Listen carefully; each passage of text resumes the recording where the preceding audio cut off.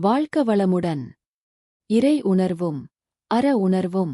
இறைவனானவன் துன்பம் தரலாமா என்று நாம் எண்ணுவோம். ஆனால் உண்மையிலேயே அது துன்பம் அன்று.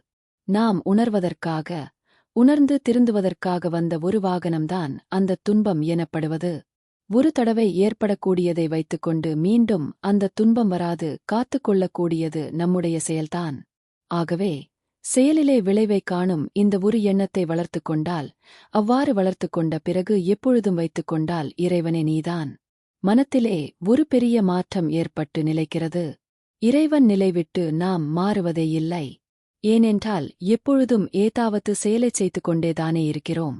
அந்தச் செயலிலே விளைவு வரும். அந்த விளைவு இறைவனுடைய கருணை, இறைவனுடைய வரம் என்பதிலே ஒரு எடுத்துக்காட்டு என்பதை உணர்கிறபோது எப்பொழுதும் இறைநிலை உணர்வு மாறாதிருக்கும்.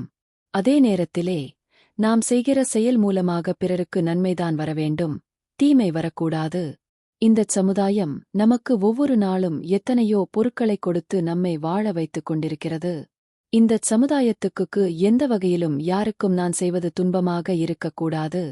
இந்த இரண்டு நோக்கத்தோடு செயலைச் செய்து வந்தால் தொடக்கத்தில் சிறிது சிரமமாக இருந்தாலும் பழக பழக எளிமையாகச் செய்ய இயலும் என்ற அளவிலே வரும். அப்படி வந்துவிட்டதானால் இறை உணர்வும் வந்துவிடும், அற உணர்வும் வந்துவிடும்.